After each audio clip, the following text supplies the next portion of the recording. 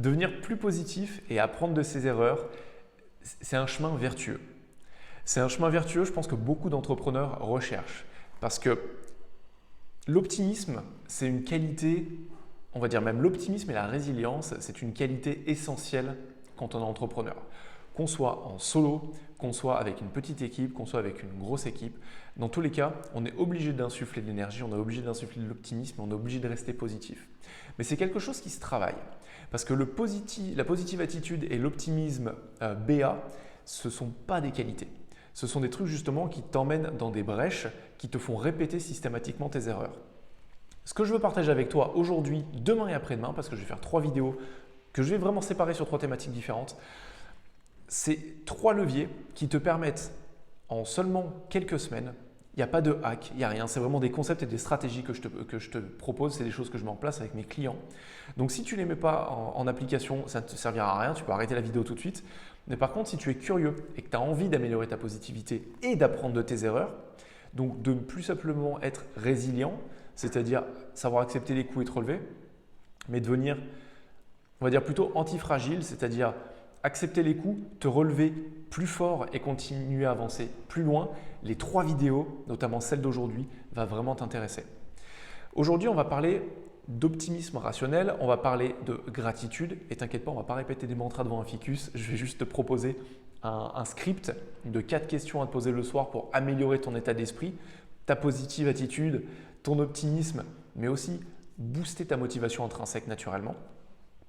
Et on va faire un petit état de la psychologie des années 1800-1900 parce qu'il y a encore énormément de répercussions aujourd'hui. En tout cas, c'est la manière dont on perçoit encore beaucoup la psychologie et d'où la psychologie va actuellement. Et qu'est-ce qui se cache derrière la psychologie positive?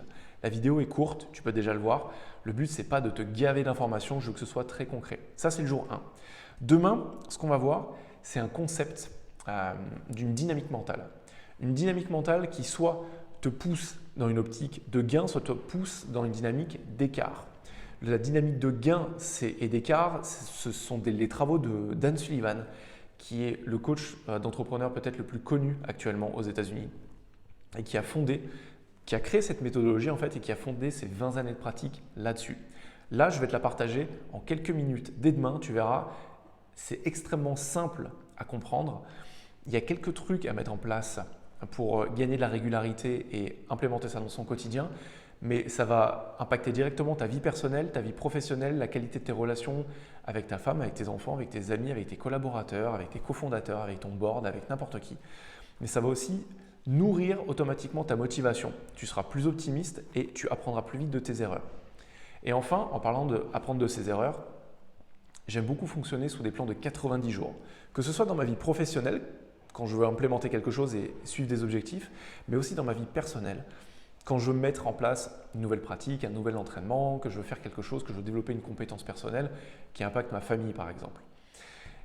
Ces plans de 90 jours, ils sont extrêmement intéressants parce que quand tu te focuses dessus, tu vas créer une dynamique, une inertie qui va te tirer en avant. Et c'est ce qu'on cherche. Ce n'est pas se mettre des coups de pied au cul tous les jours pour pousser vers nos objectifs, mais c'est d'être tiré par eux.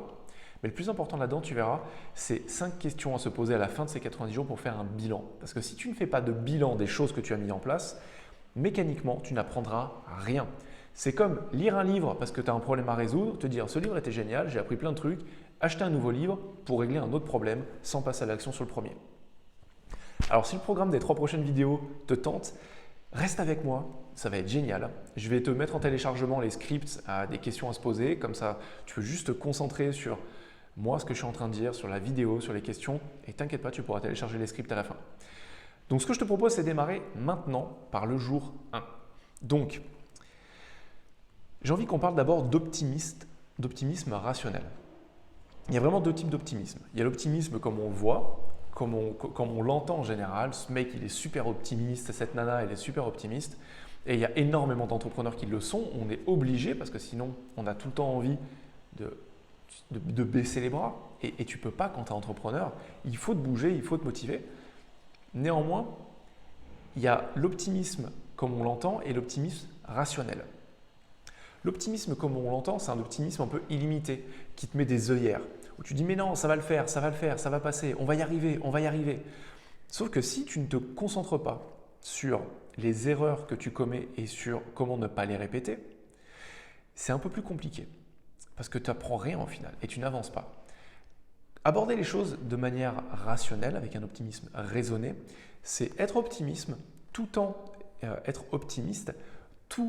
en évitant d'avoir des œillères, en s'ouvrant à nos erreurs, en les observant, en les regardant et en apprenant d'elles.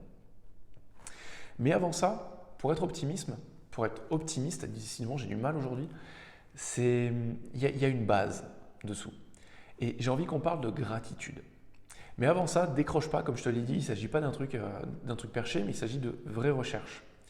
La manière dont on aborde la psychologie aujourd'hui, la psychologie en général, elle nous vient des années 1800-1900, avec les travaux de Jung, de Freud, d'Adler et d'autres psychologues très connus. Mais pour le coup, 1800-1900, on arrivait à une idée de la psychologie qui est liée au déterminisme. Comme quoi, en fait, notre passé détermine qui l'on est aujourd'hui. Donc, c'est un peu comme un effet domino. Il y a des choses qui sont passées dans notre passé, des traumatismes psychologiques, mentaux, émotionnels. Pas besoin que ce soit très grave, hein. On est tous traumatisés et tous névrosés à un certain point. Ce qui compte, c'est en fait la manière dont on a perçu certaines choses quand on est enfant. Et ces traumatismes, psychologiques, physiques ou émotionnels, se cristallisent à un moment. Et cette psychologie déterministe part du principe que le premier domino, c'est le traumatisme, et que tout ça, ça enclenche une série d'actions, une série de comportements qui est cristallisée et qui va déterminer plus ou moins, enfin c'est même pas plus ou moins, c'est qui détermine qui l'on est aujourd'hui et la qualité de notre futur. Il y a une vingtaine d'années, il y a d'autres psychologues comme Daniel Gilbert, comme le fondateur de l'intelligence émotionnelle, j'ai mangé son nom, c'est pas grave, ça me reviendra peut-être, qui ont commencé à aborder une idée différente, qui se sont nommés des psychologues positifs. En tout cas, c'est la manière dont aujourd'hui on aborde la psychologie positive, et pour beaucoup, c'est les affirmations, c'est se dire que tout va bien se passer et compagnie. C'est pas ça du tout. Les travaux de Daniel Gilbert, notamment, et c'est Daniel Goleman, justement, ça me revient, celui qui a vraiment créé le concept d'intelligence émotionnelle. Tous ces chercheurs, en fait, comme Dan Pink et compagnie, ont commencé à se poser la question de se dire « et si ce n'était pas vrai ?» Et si on n'était pas déterminé par notre passé? Qu'est-ce qui motive intrinsèquement le comportement de l'être humain? Et ce qui motive intrinsèquement le comportement de l'être humain, il s'avère que c'est le futur. Et quand on parle de psychologie positive, en fait, ce n'est pas ces affirmations, ce n'est pas ces « je suis beau, je suis intelligent, je suis ci, je suis ça, je vais y arriver, tout va bien se passer » et se le répéter tous les jours, tous les matins devant un miroir. La psychologie positive, c'est un vrai courant de la psychologie. Ce n'est pas un truc annexe, un peu perché, qui se passe un peu dans l'ombre de la psychologie et qui n'est pas du tout baqué scientifiquement. La psychologie positive, et notamment les exercices de gratitude, montrent que quand on fait preuve de gratitude par rapport à ce qu'on a actuellement, ça ne veut pas dire qu'on se coupe de nos objectifs et de nos ambitions et de nos désirs. Ça veut dire qu'on travaille notre positivité, on travaille notre reconnaissance. Je suis reconnaissant d'être en vie, c'est un truc con, mais quand on parle du futur, tu n'as aucune garantie d'être en vie demain. Tu n'as aucune garantie d'être en vie à la fin de l'année alors que tu t'es fixé un énorme objectif personnel ou professionnel. Tu n'as aucune garantie d'être en vie dans 2, 5 ans, 10 ans. Et ça fait flipper. Laisse juste le truc infuser.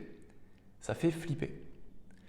Parce qu'en fait, la majorité de nos comportements, psychologiquement parlant, sont drivés par la peur.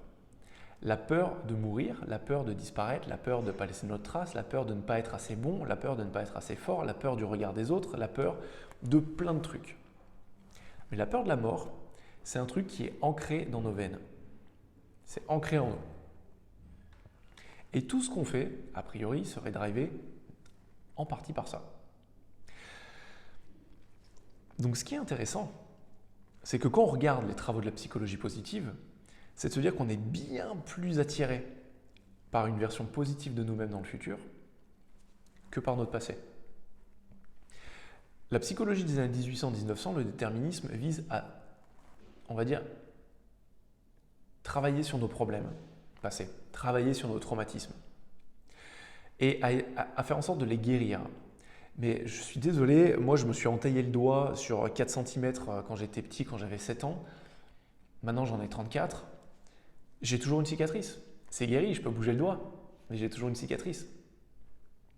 Je me suis pété les ligaments de la main, je me suis fait opérer quand j'avais 15-16 ans. J'ai retrouvé les choses, mais c'est toujours sensible, j'ai toujours une cicatrice. Et j'ai toujours un peu moins de force à cet endroit-là. Mon pouce, je sais qu'en ski, je me le luxe de temps en temps, parce que même si je me suis fait opérer, il est plus faible qu'avant. Mais les choses reviennent à peu près comme avant. Du moment où on a accepté que nos blessures laissaient des cicatrices, et que ces cicatrices faisaient partie de nous-mêmes. La psychologie positive, elle est vraiment basée là-dessus. Et tu vois, les exercices de gratitude visent à améliorer son positivisme, à améliorer son état d'esprit, à se sentir mieux naturellement. Et pour ça, je vais finir la vidéo là-dessus. Il y a un exercice extrêmement simple à mettre en place. Ça peut même te paraître beaucoup trop simple, mais je te recommande de le faire. C'est le soir quand tu es dans ton lit, de te rappeler 3 choses dans ta journée envers lesquelles tu es reconnaissant. Ça peut être des trucs triviaux comme ce midi, je vais manger une super bonne pizza et je suis reconnaissant de pouvoir me payer des pizzas super bonnes dans la meilleure pizzeria du coin. Ou je suis reconnaissant d'avoir le pizzaiolo qui habite juste à côté de chez moi et qui fait très bonne pizza et qui en plus est très gentil. Je suis reconnaissant du câlin que j'ai fait à ma fille ce matin en me levant. Je suis reconnaissant de ce client qui m'a fait confiance et avec lequel je fais du super travail. Je suis reconnaissant d'être en vie. Le but, c'est que ça change tous les jours, mais c'est de faire cet effort de trouver des choses dans notre quotidien pour lesquelles on est reconnaissant, envers lesquelles on est reconnaissant. Parce qu'en fait, en faisant ça, jour après jour, on renforce notre muscle de la positivité. Et c'est extrêmement important parce que notre cerveau, il est câblé pour voir le négatif. Il est câblé pour voir ce qui va être un danger pour nous, ce qui va être une menace. Et le ratio entre les zones de notre cerveau qui sont rationnelles comme le lobe préfrontal et l'amygdale, le siège de la peur, le siège de nos réactions animales, ce rapport de force est totalement déséquilibré. On parle d'un rapport de 1 sur 10. Notre amygdale, le siège par exemple de nos émotions primaires et notamment de la peur, va envoyer 10 messages d'alerte à notre cortex préfrontal, tandis que ce cortex préfrontal n'aura le temps de lui en renvoyer qu'un seul positif pour le temporiser, pour le calmer. Le but en fait, c'est pas d'arriver à un équilibre parce que c'est beaucoup trop compliqué, mais ce rapport de 1 sur 10, on peut peut-être l'améliorer de 2 sur 10, 3 sur 10. Et le but étant de travailler jour après jour à être reconnaissant de ce qu'on a. C'est la base pour être plus positif, plus optimiste et pour améliorer dans le temps sa capacité à prendre de ses erreurs. Et maintenant, ce que je te propose, c'est de se retrouver dès demain où on va parler de cet état d'esprit, de cette dynamique d'esprit qui est le gain ou l'écart et de comment est-ce que tu peux modeler ton cerveau pour être plus dans le gain, moins dans l'écart et ainsi être naturellement plus positif, naturellement plus motivé. Et surtout, les 4 questions que tu peux mettre en place tous les soirs pour travailler ça. C'était Quentin Villard, je suis coach d'entrepreneurs, je travaille avec eux sur leur vie et leur entreprise. Le but étant de les rendre plus performants au quotidien, plus heureux, qu'ils regagnent leur temps et plus en maîtrise de leur quotidien en fait, simplement. Donc on se retrouve dès demain, je te souhaite une bonne fin de journée, je te dis à très vite, sois en forme, ça va être passionnant. Ciao.